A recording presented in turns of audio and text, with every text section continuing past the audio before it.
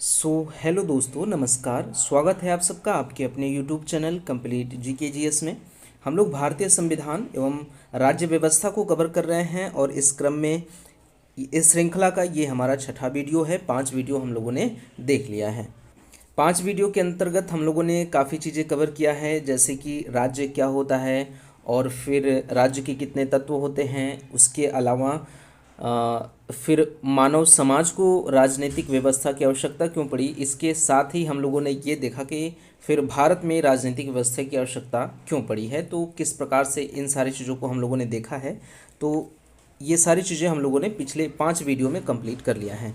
आज की वीडियो में जो हम लोग देखने जा रहे हैं, आज का जो हम लोगों का टॉपिक है, क्योंकि अब हम लोग समझ चुके हैं कि राजनीतिक व्यवस्था की आवश्यकता मानव समाज को और फिर भारत में बात कर लें तो भारत में मानव समाज को या भारत को राजनीतिक व्यवस्था की आवश्यकता क्यों पड़ी। इन सभी चीज़ों के बारे में चर्चा करने के बाद हमारे सामने ये प्रश्न आता है कि राजनीतिक व्यवस्था जो है वो तो मान लीजिए कि गठित हो गई, लेकिन फिर किसी भी प्रकार से जब राजनीतिक व्यवस्था की वो राजनीतिक व्यवस्था का गठन हो गया है, तो फिर कैसे शासन प्रशासन चलाया जाए। इसके लिए क्या होता है कि किसी भी सरकार या राज्य व्यवस्था के सामने 3 प्रकार की चुनौतियां हमें देखने को मिलती हैं। इसको पहले हम लोग देख लेते हैं कि किसी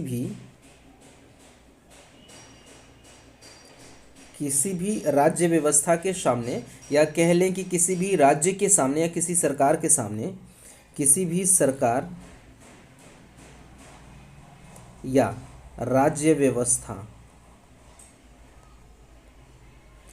किसी भी सरकार या राज्य व्यवस्था के सामने सामने मूलतः 3 चुनौतियां देखने को मिलती हैं। मूलतः 3 चुनौतियां देखने को मिलती हैं। 3 चुनौतियां देखने को 3 चुनौतियां होती हैं। और ये तीनों चुनौतियां कौन कौन सी होती हैं, अगर हम लोग इसकी बात कर लें तो इन तीनों चुनौतियों में सबसे बड़ी चुनौती ये होती है कि कानून कैसे बनाएं, कानून कौन बनाएगा। सबसे बड़ी चुनौती ये होती है कानून बनाने की चुनौती। पहले तो हम लोग बात कर लें कानून निर्माण की चुनौती।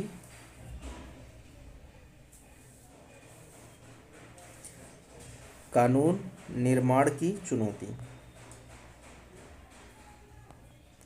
अब कानून बनाने के बाद एक चुनौती और खड़ी होती है किसी भी राज्य व्यवस्था या किसी सरकार के सामने कि कानूनों के अनुसार शासन प्रशासन कैसे चला जाए। कानून बन तो गया, ठीक है, लेकिन कानून बनने के बाद उस कानून के अनुसार प्रशासन और शासन को या वहाँ के समाज को कैसे संचालित किया जाए।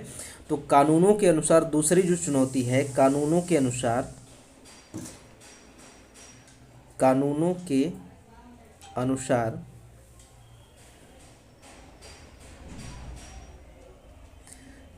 के अनुसार शासन कार्य का संचालन करने की चुनौती। कानून के अनुसार शासन कार्य को संचालित करने की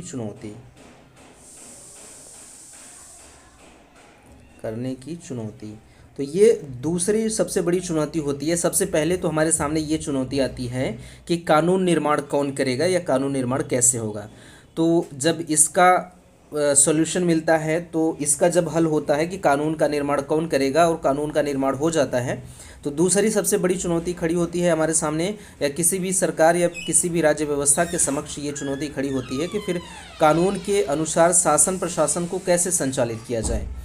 जब ये सारी चुनौतियां सॉल्व हो जाती हैं, इनका हल मिल जाता है, तो एक और बड़ी चुनौती सामने खड़ी होती है कि फिर व्यक्तियों का जो आपसी विवाद है और व्यक्ति और सरकार के बीच में जो विवाद है, उन विवादों का निपटारा कैसे होगा।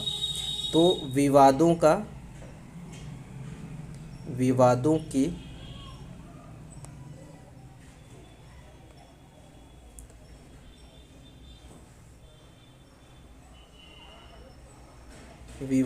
के निपटारा संबंधित चुनौती।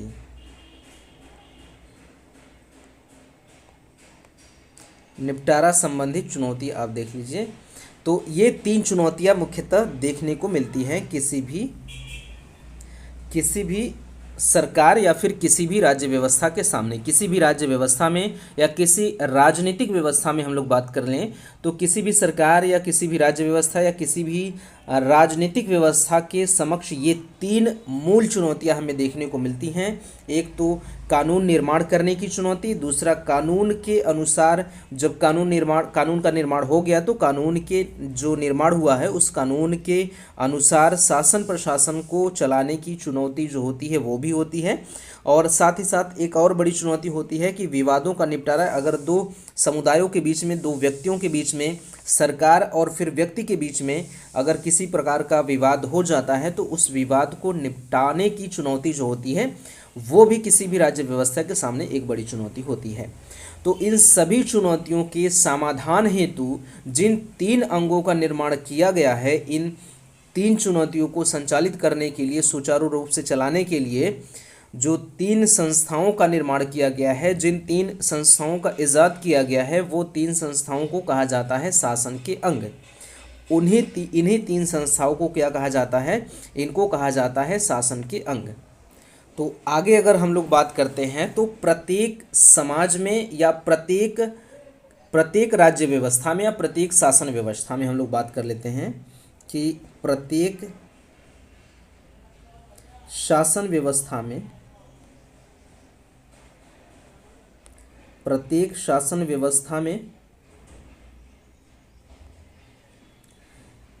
इन 3 मूल चुनौतियों के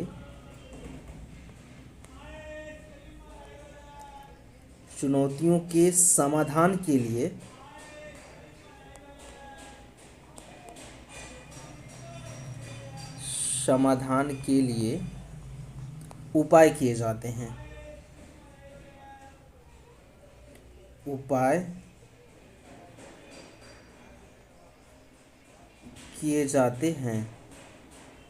तो ये उपाय जिस प्रकार से होता है, ये जो उपाय होता है, इन 3 चुनौतियों के समाधान के लिए उपाय किए जाते हैं। और इस उपाय के लिए जो संस्थाएं बनाई जाती हैं, या कह लें कि जिन 3 व्यवस्थाओं के माध्यम से इन चुनौतियों का समाधान किया जाता है, जो व्यवस्थाएं बनाई जाती हैं, उन व्यवस्थाओं को ही शासन का अंग कहा जाता है। तो हम कह सकते हैं कि जिन 3 व्यवस्थाओं के माध्यम से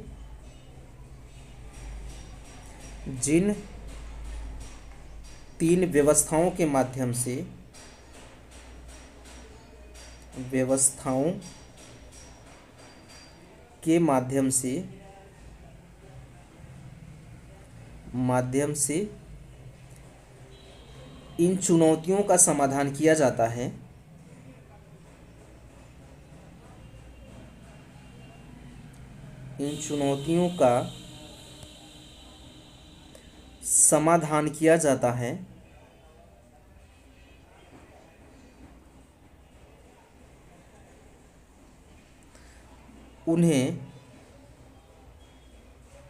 उन्हें ही शासन के अंग कहे जाते हैं। उन्हें ही शासन का अंग कहा जाता है।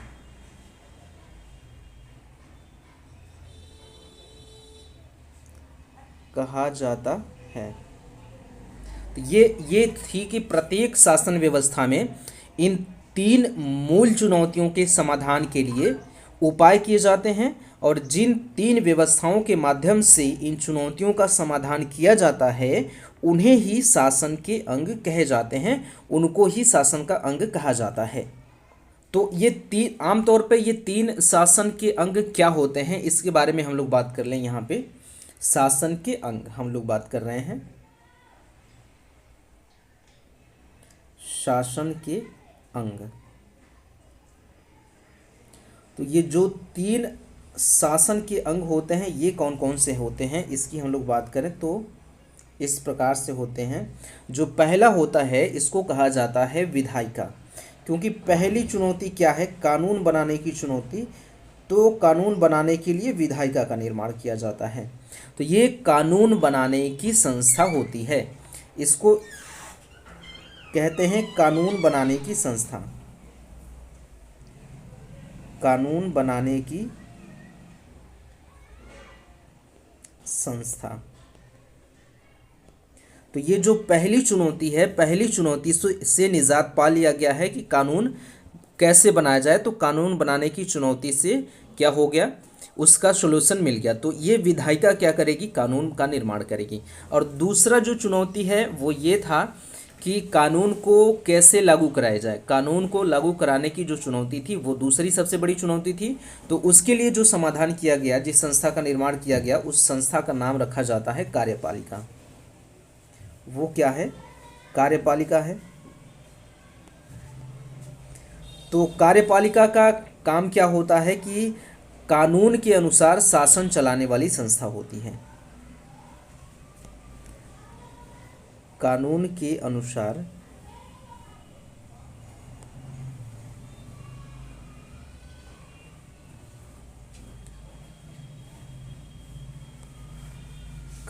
अनुसार शासन चलाने वाली ये संस्था होती है। शासन चलाने वाली संस्था ये होती है कार्यपालिका। तो दो चुनौतियों से निपटारा मिल गया है कि जो विधायिका है वो कानून बनाने का कार्य करेगी। तो कानून बनाने की जो चुनौती है उससे निजात मिल गया है। और दूसरी जो संस्था है वो कार्यपालिका है। तो कानून के अनुसार जो शासन चलाने की चुनौती थी, उस चुनौती से भी छुटकारा मिल गया है। तीसरी सबसे बड़ी चुनौती थी कि कानूनों का जो विवाद है, जो लोगों के बीच में विवाद है, उन विवादों का निपटारा कैसे होगा, या फिर समुदाय के बीच में, या फिर कह लें कि सरकार और फिर व्यक्ति के बीच में जो कानूनों जो विवादों का निपटारा होता है, उसकी चुनौती थी। तो उसके लिए बनाया गया न्यायपालिका। उसके लिए क्या बनाया गया, उसके लिए गठन किया गया न्यायपालिका। तो ये तीसरी संस्था होती है जो शासन के अंग में आती है। तीसरे नंबर पे ये हम लोगों का है न्यायपालिका।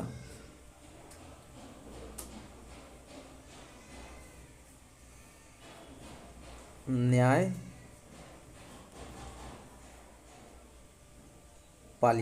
तो न्यायपालिका का क्या कार्य है, इसका कार्य है विवादों का निपटारा करना, विवादों का निपटारा कराना।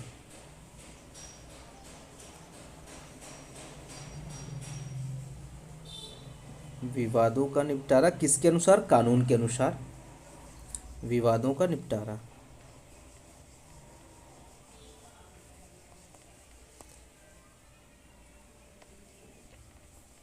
करने वाली संस्था। तो इस प्रकार से किसी भी शासन व्यवस्था में, किसी भी राजनीतिक व्यवस्था में तीन प्रकार की संस्थाओं से इन तीन प्रकार की चुनौतियों का सॉल्यूशन निकाला जाता है। इन तीन प्रकार की चुनौतियों का हल निकाला जाता है। पहली जो चुनौती थी किसी भी शासन प्रशासन के सामने, किसी भी राज्य व्यवस्था के सामने, वो थी कानून बनाने की चुनौती। तो कानून बनाने की चुनौती के निपटारे के लिए बनाया गया विधायिका। विधायिका कानून बनाएगी। उसके बाद दूसरी जो चुनौती थी कानून के अनुसार शासन प्रशासन चलाने की चुनौती। तो उस चुनौती के समाधान के लिए कार्यपालिका का निर्माण किया गया। कार्यपालिका कानून के अनुसार शासन प्रशासन चलाएगी। और तीसरी जो सबसे बड़ी चुनौती थी कि अगर व्यक्तियों के बीच में, या फिर समुदायों के बीच में, या फिर सरकार और किसी व्यक्ति के बीच में कोई विवाद होता है तो उसका निपटारा कौन करेगा, तो उसके लिए लाया गया न्यायपालिका। तो इस प्रकार से किसी भी राजनीतिक व्यवस्था में तीनों प्रकार की चुनौतियों के समाधान के लिए जिन संस्थाओं को लाया गया, उन संस्थाओं को शासन के अंग के रूप में जाना जाता है। तो सबसे पहले हम लोग एक एक संस्थाओं के बारे में बात करेंगे। सबसे पहले हम लोग देखेंगे विधायिका के बारे में, फिर कार्यपालिका, और फिर आगे बढ़ते हुए न्यायपालिका के बारे में जानने का प्रयास करेंगे। तो सबसे पहला जो हम लोगों का संस्था हमारे सामने निकल के आया है वो क्या है, विधायिका। सबसे पहले हम लोग बात करने जा रहे हैं विधायिका के बारे में। तो हमारी जो पहली संस्था है वो है विधायिका। विधायिका की बात करें तो विधायिका का क्या कार्य है, हम लोगों ने पहले ही देख लिया है कि विधायिका का कार्य है कानून का निर्माण करना। तो यहाँ पे हम लोग इसको नोट कर लेते हैं इसमें कि विधायिका का कार्य कानूनों का निर्माण करना है। विधायिका का कार्य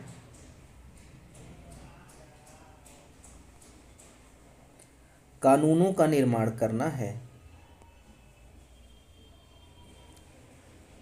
कानूनों का निर्माण करना है।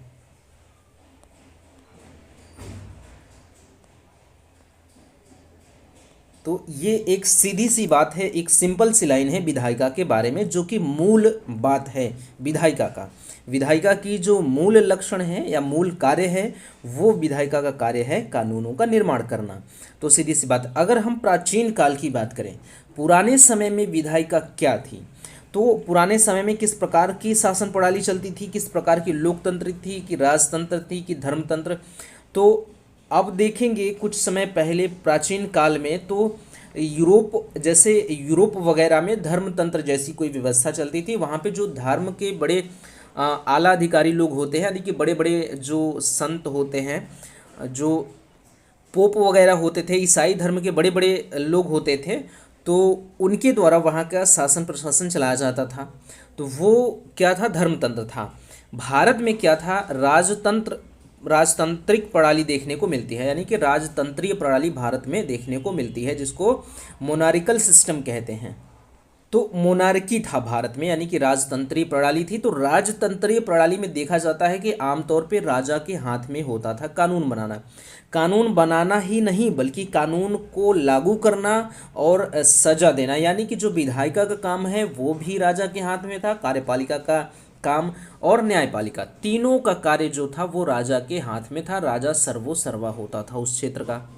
तो कानून बनाने की शक्ति राजा के हाथ में थी, कानून को लागू करने की शक्ति राजा के हाथ में थी, विवादों का निपटारा करने की शक्ति राजा के हाथ में थी। तो कुल मिला के जो शासन के तीनों अंग हैं, तीनों अंगों का कार्य राजा में ही निहित था। तो विधायिका का कार्य भी राजा के अंदर अंतर्गत ही निहित था। तो प्राचीन काल में बात कर लें या फिर राजतंत्रीय प्रणाली की बात कर लें, तो यहाँ पे आमतौर पे राजा के हाथ में ही होता था, राजा की इच्छाओं को ही कानून का दर्जा प्राप्त था। तो इस चीज को हम नोट कर लेते हैं कि राजतंत्रीय प्रणाली में यह कार्य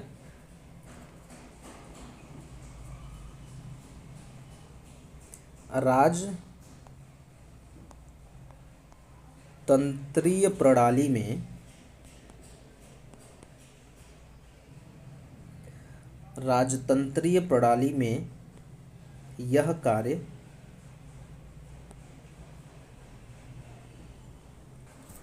आमतौर पर राजा के हाथ में ही होता था।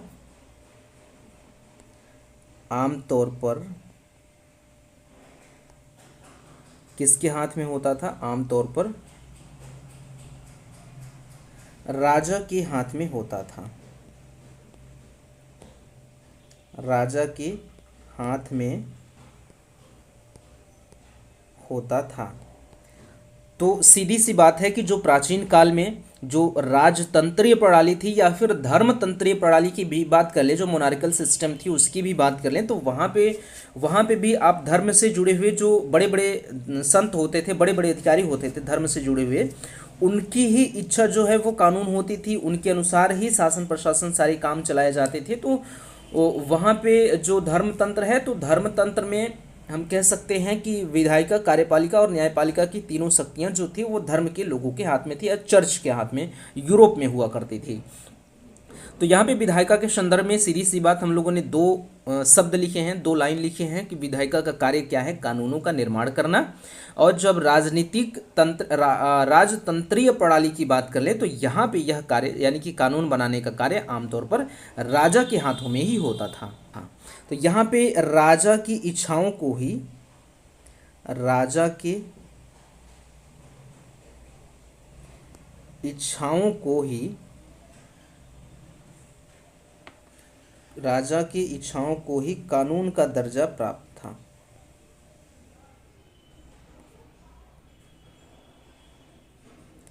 कानून का दर्जा प्राप्त तो ये राजतंत्रीय प्रणाली की बात हो रही है। राजतंत्रीय प्रणाली में क्या था कि राजतंत्रीय प्रणाली में राजा के हाथों में ही कानून का निर्माण करना था और राजा की इच्छाओं को ही कानून का दर्जा प्राप्त था। धर्मतंत्र प्रणाली की बात कर ले, यानी कि थियोक्रेटिक सिस्टम की बात कर ले, तो इसमें धार्मिक ग्रंथों को ही कानून तथा धर्म के सर्वोच्च पदाधिकारियों को कानून का अंतिम व्याख्याकार माना जाता था। तो जो धर्म है, वहाँ का धर्म ग्रंथ है, धर्मतंत्रीय प्रणाली में हम लोग कह लें थियोक्रेटिक सिस्टम में क्या था कि धार्मिक जो ग्रंथ थे, वहाँ के सबसे बड़े धार्मिक ग्रंथ थे, उनको ही कानून माना जाता था। तो उन धार्मिक ग्रंथ में जिन चीज़ों का उल्लेख किया गया था, उन्हीं चीज़ों के अनुसार, उन्हीं ग्रंथों के अनुसार क्या चलाया जाता था, वहाँ का शासन प्रशासन चलाया जाता था। तो सबसे बड़ी जो धर्मतंत्र में क्या थी, विधायिका की क्या स्थिति थी, तो धर्मतंत्रीय शासन प्रणाली में धार्मिक ग्रंथों को ही कानून माना जाता था। सबसे पहली बात तो इसमें इसको लिख लेते हैं कि धर्मतंत्रीय प्रणाली में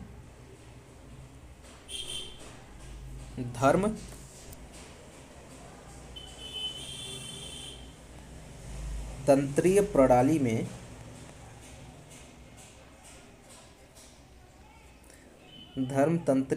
में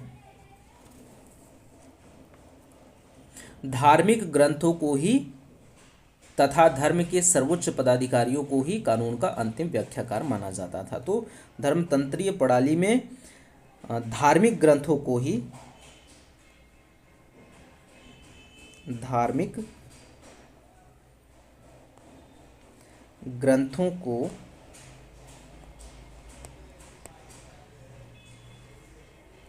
कानून माना जाता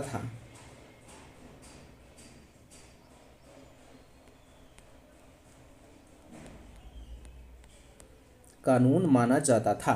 तो यहाँ पे धार्मिक ग्रंथों को कानून माना जाता था। उसके बाद जो धर्म से संबंधित सर्वोच्च पदाधिकारी होते थे, उनको कानून का अंतिम व्याख्याकार, यानी कि कानून के अंतिम व्याख्या करने वाले के रूप में माना जाता था। तो धर्म के सर्वोच्च पदाधिकारियों को धर्म के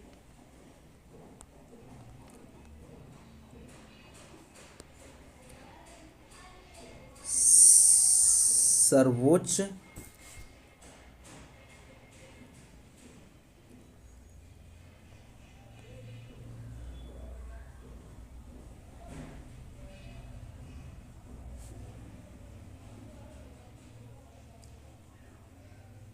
पदाधिकारियों को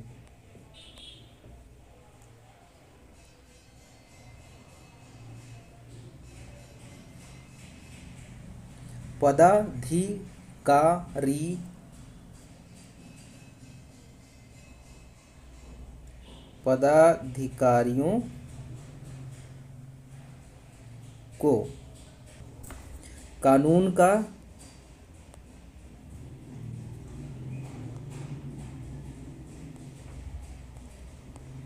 अंतिम व्याख्याकार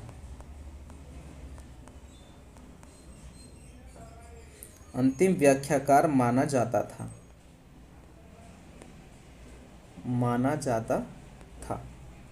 क्योंकि देखिए, धर्म अगर कानून है, अगर धर्म ग्रंथ वहाँ पे कानून है और धर्म ग्रंथ को पढ़ने वाले धर्म से जुड़े हुए सर्वोच्च पदाधिकारी हैं, धर्म से जुड़े हुए जो सर्वोच्च पदाधिकारी हैं वही धर्म ग्रंथों को पढ़ रहे हैं और समझ रहे हैं, तो वही बताएंगे कि कानून क्या है। तो चूंकि वही बता रहे हैं कि कानून क्या है, शासन प्रशासन कैसे चलेगा, सारी चीज़ें वही बता रहे हैं, तो अंतिम व्याख्याकार वही होंगे।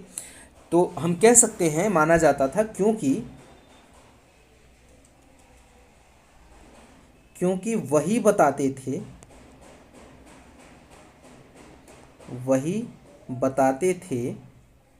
कि कानून क्या है,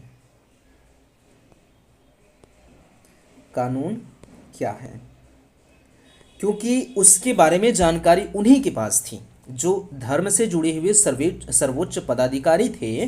तो कानून क्या है, क्योंकि वो उस धार्मिक ग्रंथ को पढ़ रहे हैं, समझ रहे हैं, तो अपने हिसाब से वही बताते थे कि कानून क्या है। किस हिसाब से लोगों को रहना चाहिए, कौन से दंड देने चाहिए, किस किस जुर्म के लिए कौन कौन से दंड उपलब्ध होने चाहिए, ये सारी की सारी जो कानून व्यवस्था है, जो सारे के सारे नियम कानून हैं, वो वही बताते थे, क्योंकि वही उस चीज़ को पढ़ते थे। तो इसलिए जो धर्मतांत्रिक प्रणाली है, धर्मतांत्रिक शासन प्रणाली है, उसमें कानून का अंतिम व्याख्याकार कौन होता था? वो धर्म से जुड़े हुए सर्वोच्च पदाधिकारी ही कानून के अंतिम व्याख्याकार हुआ करते थे। ठीक है, तो यहाँ पे हम लोगों ने क्या देखा कि जो धर्मतंत्र है, जो राजतंत्र है, राजतंत्र एक है, और जो दूसरा क्या है हमने देखा, जो धर्मतंत्र है, धर्मतंत्र। ठीक है, हमने देखा राजतंत्र धर्मतंत्र को सही से लिख लिया जाए। हमने देखा कि जो राजतंत्र है और जो धर्मतंत्र है, धर्मतंत्र है, अगर हम लोग दोनों की बात करें तो जो राजतंत्र में है, विधायिका क्या है? राजतंत्र में विधायिका की स्थिति, राजतंत्र में विधायिका की स्थिति, स्थिति क्या, इसके बारे में हम लोगों ने देखा। दूसरा हम लोगों ने देखा धर्मतंत्र में विधायिका की स्थिति क्या है।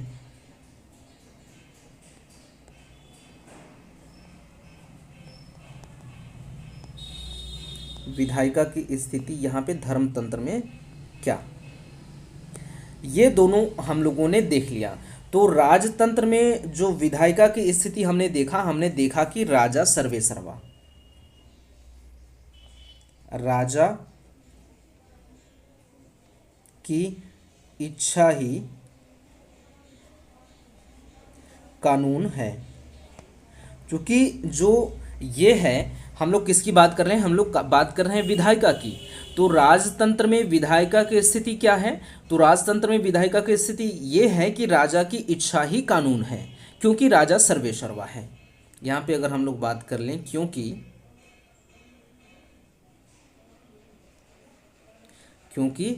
राजा क्या है?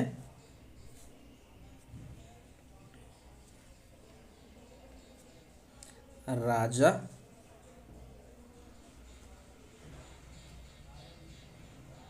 सर्वे सर्वा है। सब कुछ राजा ही है, तो राजा सर्वे सर्वा है, इसलिए राजा की इच्छा ही कानून है। लेकिन यहाँ पे हमने क्या देखा, विधायिका की स्थिति क्या है? किसमें? धर्मतंत्र में जो विधायिका की स्थिति है वो ये है कि धार्मिक ग्रंथ ही कानून है।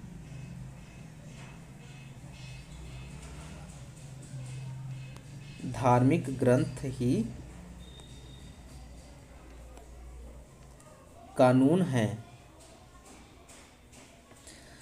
धर्म से जुड़े हुए लोग कानून के अंतिम व्याख्याकार हैं। ठीक है,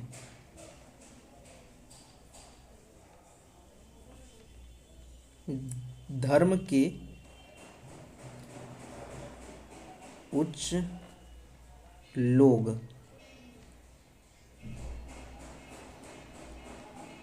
कानून के अंतिम व्याख्याकार,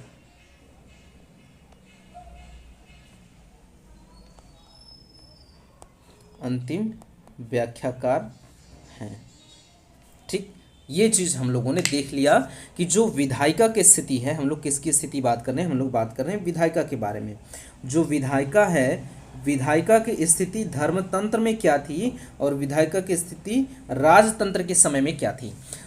अब हम लोगों ने दोनों चीज़ें देख ली कि राजतंत्र में किस प्रकार से विधायिका जो है वो राजा का इच्छा ही कानून हुआ करता था। तो विधायिका का काम है कानून बनाना। तो कानून कौन बनाता था? धर्मतंत्र में कानून राजा ही बनाता था, राजा की इच्छा ही कानून हुआ करती थी। धर्मतंत्र की बात कर लें तो धर्मतंत्र में विधायिका की स्थिति ये थी कि वहाँ पे धार्मिक ग्रंथ ही कानून माना जाता था, और धर्म के उच्च लोग जो होते थे, उच्च पदाधिकारी लोग होते थे, वही कानून के अंतिम व्याख्याकार होते थे। तो ये इस प्रकार से राजतंत्र में और धर्मतंत्र में विधायिका की स्थिति हमें इस प्रकार से देखने को मिलती हैं। क्योंकि आज का क्लास हमें सिर्फ आधे घंटे का लेना था, हमारे सामने 20 सेकेंड और बचे हुए हैं। तो अगला जो वीडियो हम लोगों का होगा, हमने देख लिया है कि धर्मतंत्र में विधायिका क्या था और राजतंत्र में विधायिका क्या था। अगली वीडियो से हम लोग देखेंगे कि लोकतंत्र में, जो कि आधुनिक काल में लोकतंत्र की स्थापना हुई, तो लोकतंत्र में क्या है, विधायिका की स्थिति क्या है, लोकतंत्र में विधायिका की स्थिति क्या, इस पर हम लोग बात करेंगे। और ये चर्चा जो है वो लंबी चलेगी, क्योंकि वर्तमान में जो विधायिका है वो वर्तमान में अधिकांश देशों में बात कर लें तो अधिकांश क्या, लगभग पूरे देशों में, सभी देशों में विश्व के लोकतंत्र जैसी व्यवस्था, 1 2 4 छोड़ देंगे अगर आप लोग, तो अधिकांश देशों की बात कर लें हम लोग, तो हम वहाँ पे लोकतंत्र शासन प्रणाली हम लोगों को देखने को मिलता है।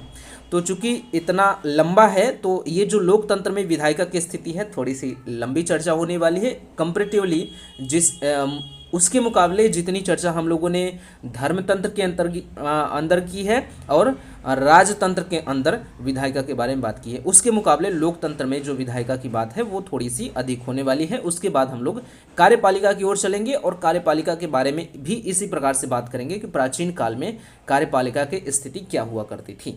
ठीक है, तो मिलते हैं अगले वीडियो में, तब तक के लिए धन्यवाद। Thank you very much.